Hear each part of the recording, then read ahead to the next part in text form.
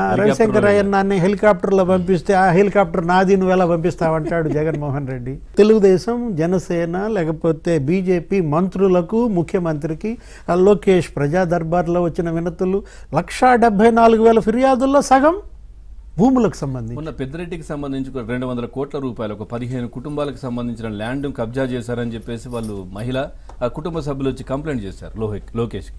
అసలు పెద్దిరెడ్డి ఇవాళ రామచంద్రారెడ్డి ఏంటి, అతను అసలు ఆ రాయలసీమలో పుంగనూరులో అదే కదా మదనపల్లి ఆ ఫైళ్లు తగలబెట్టిన కేసు అన్నమాట.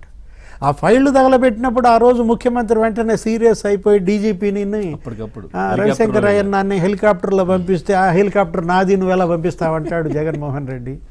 ఆయన ఎందుకు అంత గగ్గోలు పెట్టడం? అక్కడ ఫైళ్లు కాలబెట్టారు. అక్కడ ఏంటి, అది కేవలం అది ఎస్టేట్ ల్యాండ్స్, జమీందారీ భూములు అవి.